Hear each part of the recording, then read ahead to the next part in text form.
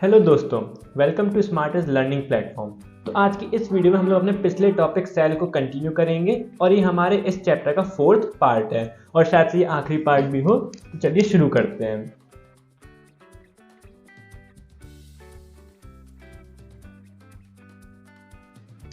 तो हमने पिछले पार्ट में हम लोग सेल स्ट्रक्चर पढ़ रहे थे, कुछ थोड़ी बहुत हमारी सेल ऑर्गेनिल्स बची थी जिनके बारे में हमें पढ़ना था।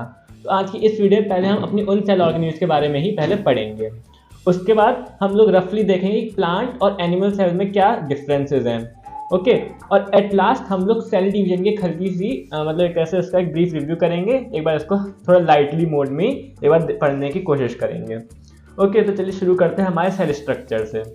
तो सेल स्ट्रक्चर के मैंने यहाँ पर पिछली बार की तरह ही यहाँ पर एनिमल और प्लांट सेल की फोटो लगा रखी है ताकि हम लोग इसी की रेफरेंस ले लेके पढ़ते रहें।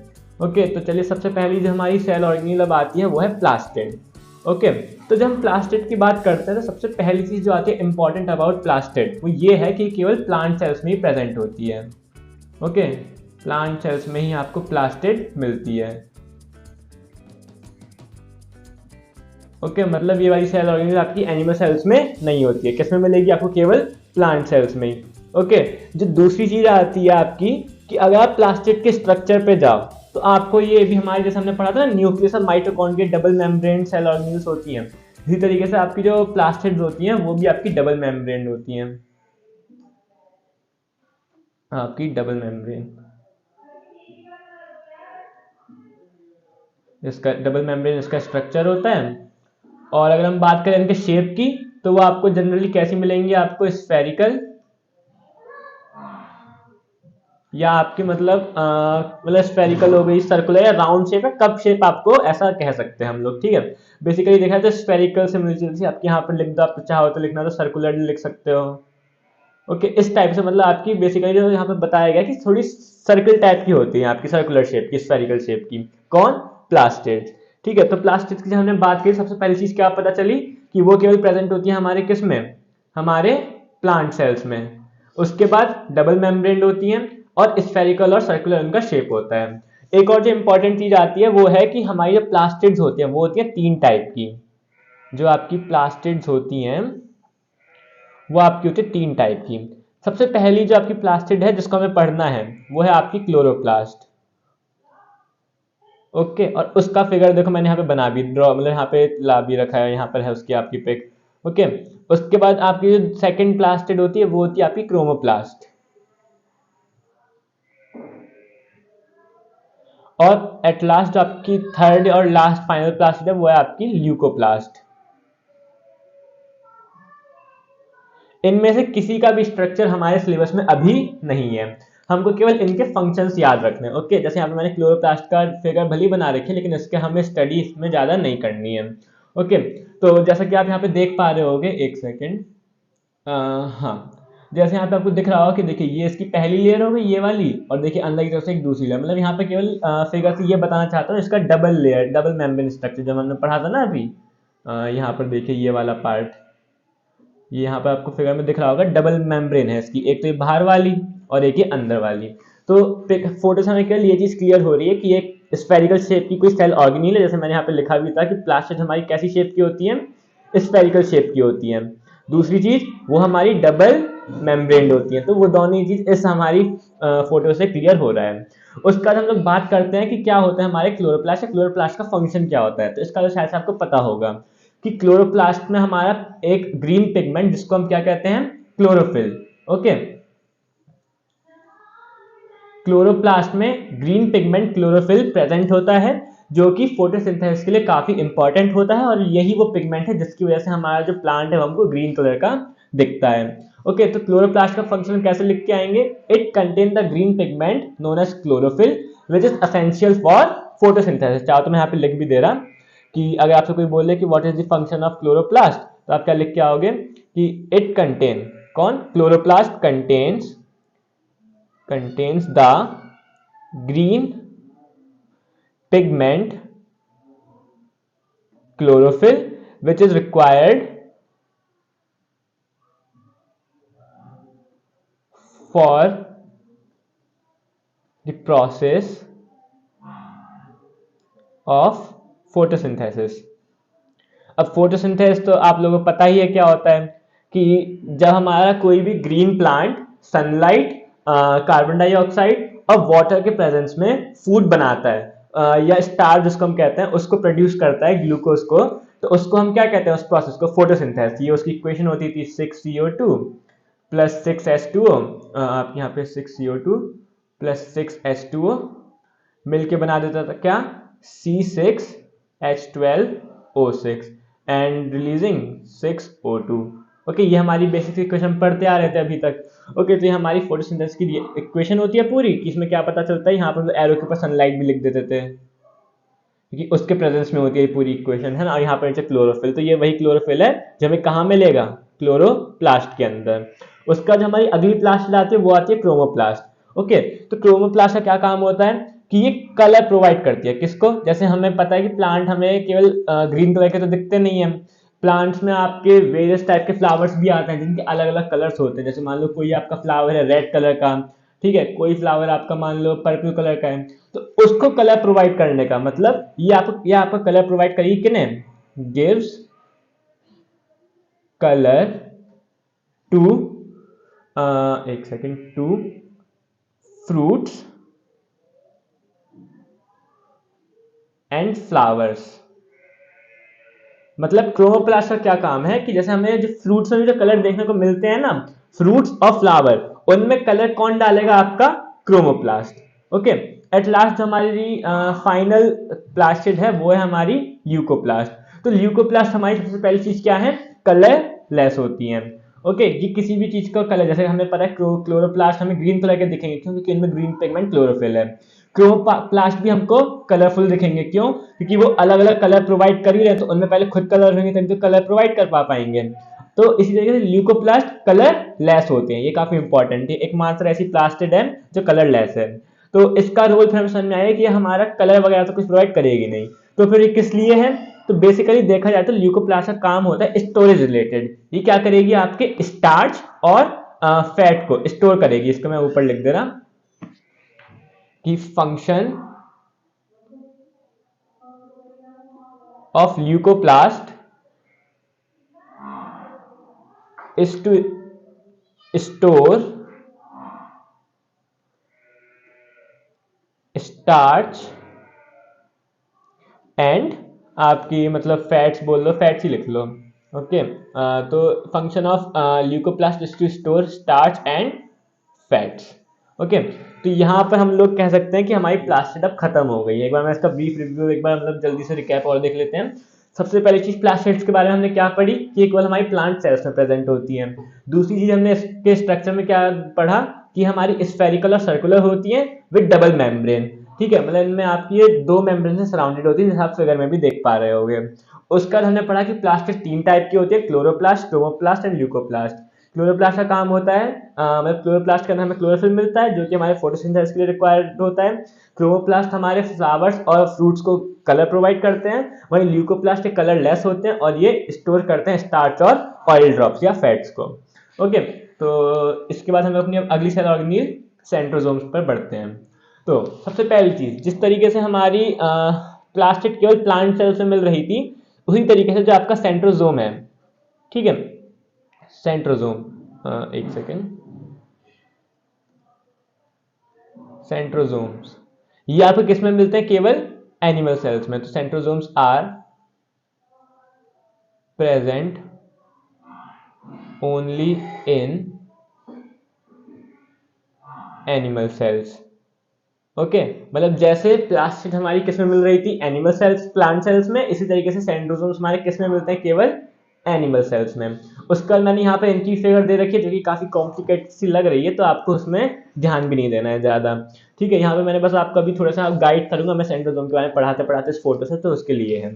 तो सबसे पहली चीज जो आती है सेंट्रोसोम की, कि पहले हम इसके स्ट्रक्चर की बात कर लेते हैं। ओके, तो ये आपका क्या होता है, सबसे पहली चीज जो आती है सेंट्रोसोम के बारे में वो ये है, एक सेकेंड, आपका सेंट्रोसोम्स जो होते हैं वो आपके हमेशा आपको कहां पर मिलेंगे, न्यूक्लियस के आसपास में।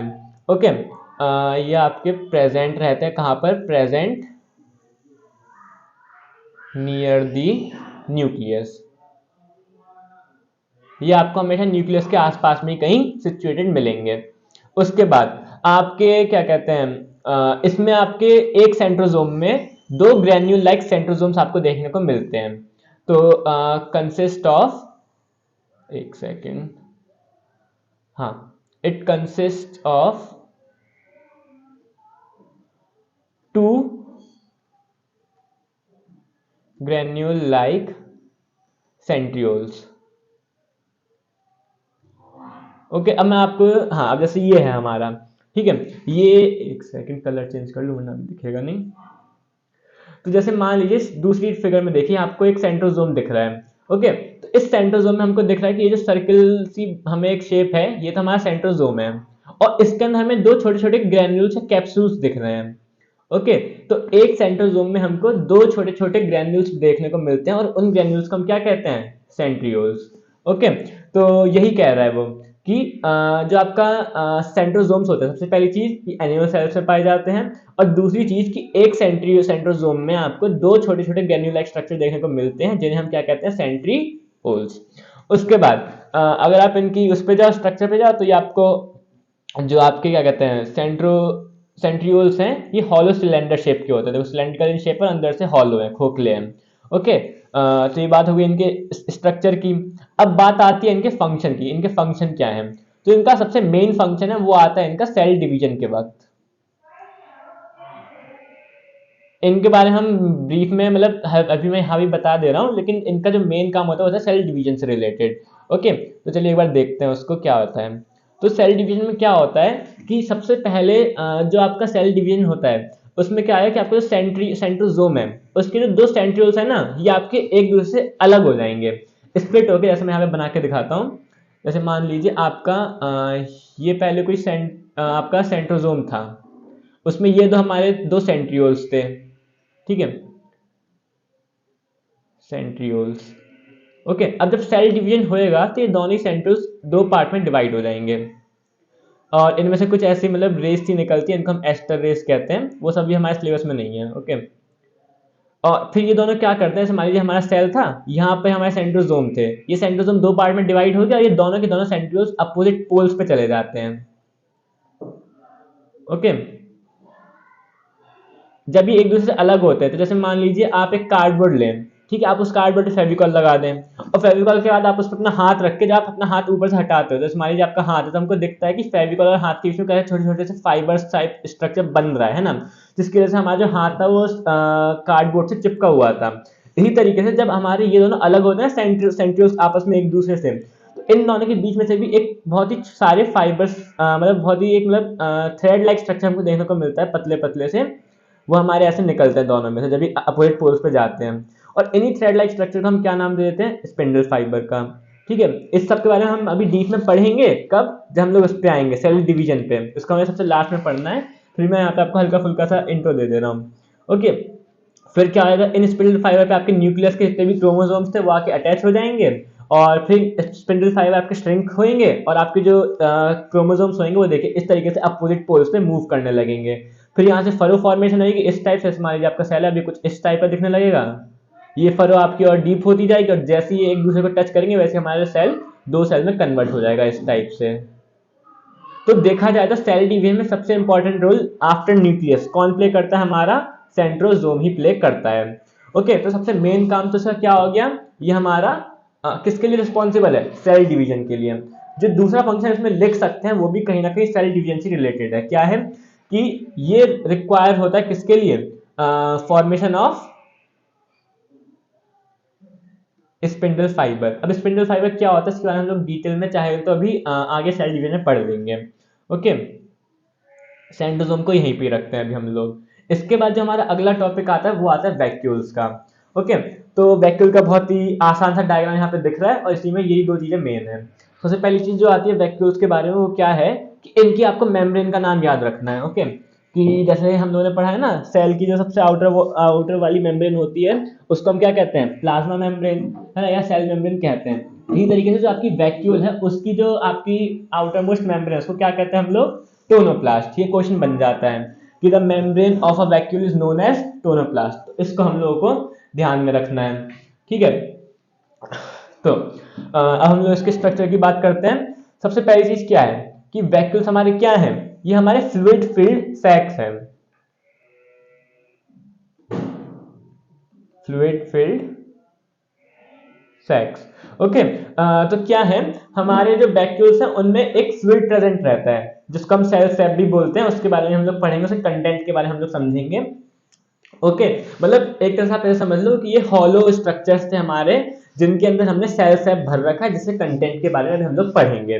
दूसरी चीज क्या है कि ये कवर्ड रहते हैं, जो आपका ये जो फ्लूइड इनके अंदर भरा है वो किससे कवर्ड रहता है, the fluid is filled by the fluid is covered by a membrane known as tonoplast। Okay, तो वैक्यूल्स की जो मेम्ब्रेन है उसको हमने क्या नाम दे दिया, टोनोप्लास्ट। उसके बाद जो हमारा अगला टॉपिक आता है, ठीक है, इसी में वैक्यूल्स में, वो ये है कि अगर आप बात करो एनिमल सेल्स की, ठीक है, जैसे मैं एक बार दिखाता हूं एनिमल सेल्स और प्लांट सेल का आपको डायग्राम, ये रहा। अगर आप एनिमल सेल्स में जाओ तो आपको वैक्यूल्स काफी छोटे छोटे देखने को मिलेंगे, छोटे छोटे, कई बार तो होते भी नहीं कई सेल्स में। जैसे देखिए यहाँ पर आपको जो छोटी सी आपको सेल ऑर्गेनेल्स दिख रही है ना, छोटी सी, ये है आपके वैक्यूल्स। ठीक है, तो एनिमल सेल्स में क्या होता है कि या तो फिर कई सारे छोटे छोटे वैक्यूल्स होंगे और या फिर होंगे ही नहीं। लेकिन अगर आप बात करो प्लांट सेल की, तो प्लांट सेल्स में आपको एक बहुत बड़ा वैक्यूल देखने को मिलता है, ये रहा आपका यहाँ पर। ओके, तो ये चीज थी हमारी इंपॉर्टेंट, क्या कि एनिमल सेल्स में या तो फिर वैक्यूल एब्सेंट होंगे और अगर होंगे तो बहुत सारे छोटे छोटे होंगे। लेकिन अगर हम बात करें प्लांट सेल की, तो वहां पर हमको एक बहुत बड़ा वैक्यूल देखने को मिलता है। ठीक है, ये भी वैक्यूल के पॉइंट काफी इंपॉर्टेंट था। हम बात करते हैं वैक्यूल के फंक्शन की।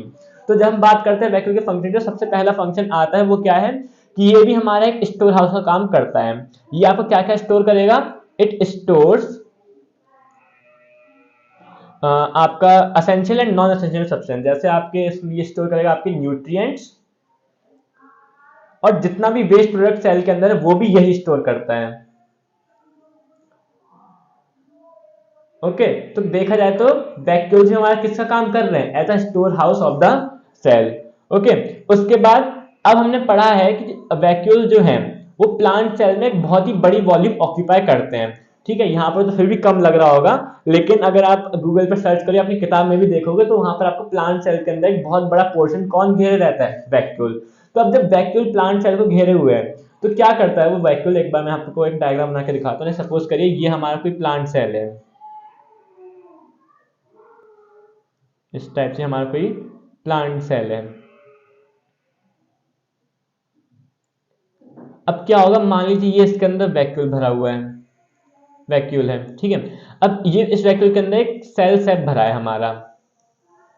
अब ये सेल सेप क्या करेगा, जैसे आपको पता है कि अगर आप किसी गुब्बारे में मान लो पानी भरो, ओके, उस गुब्बारे में कहीं से छेद कर दो, ठीक है, तो वहां से पानी बाहर निकलेगा। क्यों कि वो जो वाटर होगा वो इस पूरे बैलून पर हर जगह से हर तरफ इक्वल फोर्स लगा रहा होगा। अब यहाँ पर हमने छेद करा तो यहाँ पर फोर्स जब लगा तो उस फोर्स की वजह से जो हमारा वाटर है वो बाहर की तरफ आ गया। एक तरह से बोला जाए तो जो हमारे फ्लूइड होते हैं उनको जिस भी कंटेनर में रखा जाता है वो उस कंटेनर की हर वॉल पे या हर साइड पर equal amount of pressure exert करते हैं। ओके, तो यहाँ पर भी क्या होगा, वैक्यूल के अंदर जो सेल सेप रखा है वो वैक्यूल्स की वॉल्स पर एक प्रेशर जनरेट करेंगी।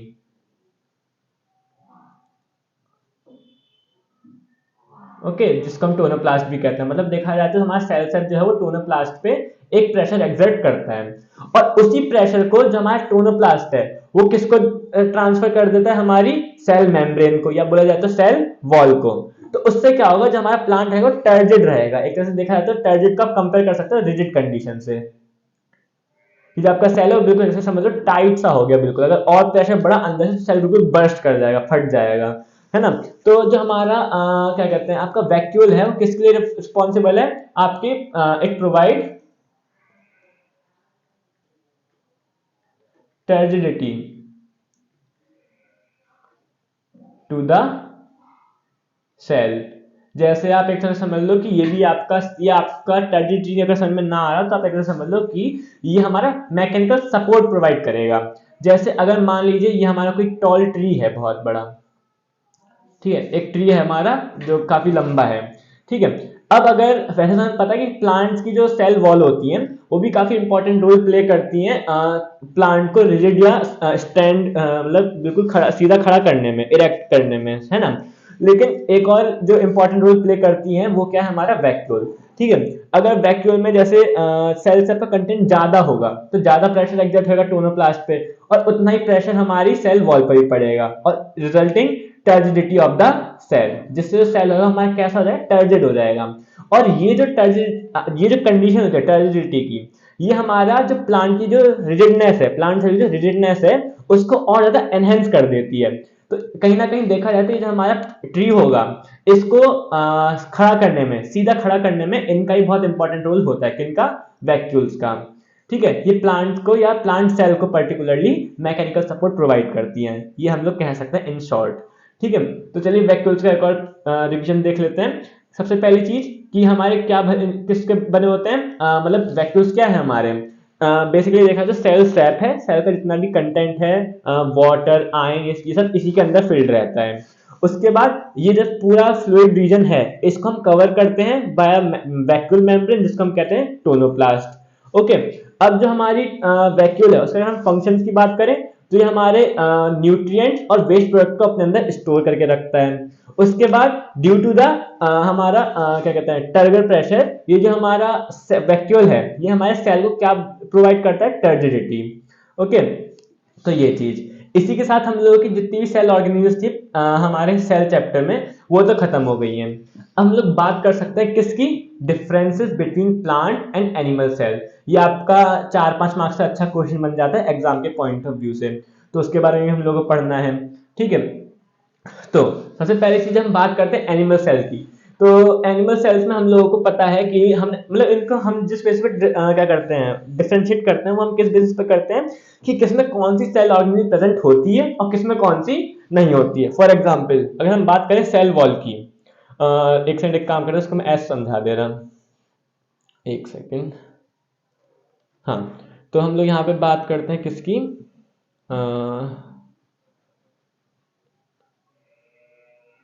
हाँ, सबसे पहले हम लोग बात करेंगे सेल वॉल की। एक सेकंड,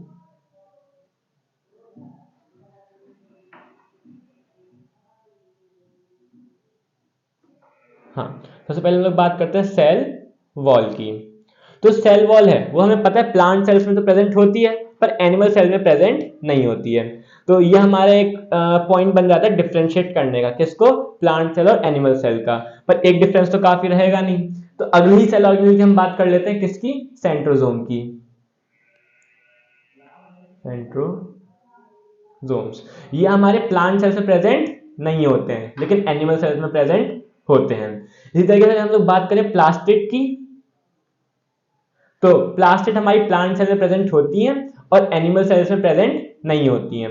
अब हम एक पॉइंट लिख सकते हैं किसके बारे में, वैक्यूल्स के बारे में। हम लोगों ने पढ़ा था कि एनी प्लांट सेल में ये काफी लार्ज होते हैं और एक होते हैं नंबर में, है ना। अगर हम इनकी काउंटिंग करें तो प्लांट सेल में हमें एक बहुत ही बड़ा वैक्यूल मिलेगा, कितने, एक बहुत बड़ा वैक्यूल मिलेगा। लेकिन हम लोग बात करेंगे एनिमल सेल में तो यहां पर हमको न्यूमरस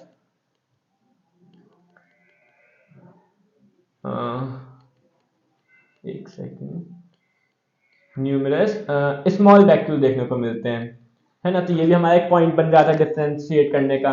उसके बाद अगर हम लोग बात करें एक और पॉइंट की, तो वो हम बना सकते हैं किसके बेसिस पर, हमारे गोल्गी कॉम्प्लेक्स के ऊपर। ठीक है, हमें पता है जो गोल्गी कॉम्प्लेक्स हम लोगों ने पढ़ा था जब अपने पिछले पार्ट में, तो हमने एक पॉइंट देखा था क्या, कि जैसे हमारा मान लीजिए ये सेल स्ट्रक्चर है, तो जो हमारा गोल्गी अपैरेटस है, गोल्गी कॉम्प्लेक्स होता है, वो एनिमल सेल्स में तो न्यूक्लियस से काफी क्लोज होता है लेकिन प्लांट सेल्स में कंपैरेटिवली उतना क्लोज नहीं होता है। वो अलग बात है, डायग्राम में आपको लग रहा हो कि प्लांट सेल और एनिमल सेल बराबर है, पर ऐसा एक्चुअल में नहीं होता है। एक्चुअल में जो आपका गोल्गी कॉम्प्लेक्स होता है वो न्यूक्लियस में सॉरी जो प्लांट सेल्स में वो न्यूक्लियस से काफी दूर दूर पाए जाते हैं, है ना। लेकिन अगर हम बात करें एनिमल सेल की तो वो आपके न्यूक्लियस के बिल्कुल पास होते हैं। तो अगर हम चाहें तो हम इस पॉइंट से भी डिफरेंशिएट कर सकते हैं, किनके बीच में, हमारे प्लांट सेल और एनिमल सेल के बीच में। और वो मैं यहाँ पे लिखना क्योंकि इतना एसेंशियल है भी नहीं। ओके, फिर चाहे तो हम ये भी लिख सकते हैं कि प्लांट सेल्स फोटोसिंथेसिस कर सकते हैं लेकिन एनिमल सेल नहीं कर सकते हैं। तो फिर तो हम कई सारे पॉइंट से भी डिफरेंशिएट कर सकते हैं, लेकिन ये कुछ मेन थे जो मैंने यहाँ पे लिख दिए हैं। ठीक है, तो इसी के साथ हम लोग अपने अगले टॉपिक पे भी चल सकते हैं, वो है हमारा सेल डिवीजन। ओके, तो सेल डिवीजन में मैंने आपको हल्का फुल्का तो बता ही दिया था, लेकिन चलिए अब एक बार फिर से यहाँ पे समझ लेते हैं। तो सबसे पहले जो हमारा सेल डिवीजन होता है वो होता है हमारे दो टाइप के, एक होता है माइटोसिस और एक होता है मियोसिस। ओके, क्या होता है माइटोसिस और क्या होता है मियोसिस? तो जैसे हम इसको ऐसे समझ सकते हैं कि हमें पता है ह्यूमन सेल्स में जो हमारा न्यूक्लियस है उसमें कितने क्रोमोसोम्स होते हैं? 46 क्रोमोसोम्स।